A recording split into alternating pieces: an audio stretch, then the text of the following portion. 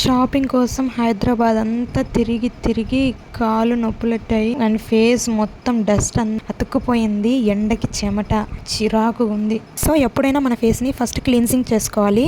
అప్పుడే మన ఫేస్ మీద ఉన్న ఏమైనా డస్ట్ పార్టికల్స్ ఉంటే అవి వెళ్ళిపోతాయి అనమాట. సో దానికి మనం స్క్రబ్ యూస్ చేయాలి. బాగా రఫ్ ఉన్న స్క్రబ్ యూస్ చేయకండి. నేను ఈ స్క్రబ్ లింక్ కోసం చాలా ట్రై చేశాను. బట్ అమెజాన్లో, ఫ్లిప్కార్ట్లో ఎక్కడా లేదు. పోనీ వెబ్సైట్ నుంచే లింక్ ఇచ్చేద్దాము, నాకే కమిషన్ లేకుండా పర్లేదు అనుకుంటే ఆ లింక్ ఇక్కడ యాక్సెప్ట్ చేయట్లేదు. So I can't do anything. Instead of that scrub you can use శనగపిండి ఆల్సో. తర్వాత ఫేస్ వాష్తో మళ్ళీ నీట్గా వాష్ చేసుకోవాలి. ఇది మాత్రం చాలా స్మూత్ అండ్ మంచి స్మెల్ ఉంటుంది ఫ్రెండ్స్. మా రూమ్లో అందరం ఇదే వాడతాము. మళ్ళీ చెప్తున్నా, నేను ఫేక్ ప్రమోషన్స్ కానీ డబ్బుల కోసం ప్రమోషన్ కానీ ఏది చేయట్లేదు. ఆ ప్రోడక్ట్స్ ప్రమోట్ చేసినందుకు నాకు ఎలాంటి డబ్బులు అయితే రావు. అందరూ ఏం వాడతావు అక్క అని అడుగుతున్నందుకు వాళ్ళకు కూడా యూజ్ అవుతావేమో అని ఇస్తున్నా అంతే. ఇంకా ఎవరికి నచ్చినట్టు వాళ్ళు అనుకుంటే ఎవరు పాపాన వాళ్ళే పోతారని అనుకుంటున్నా.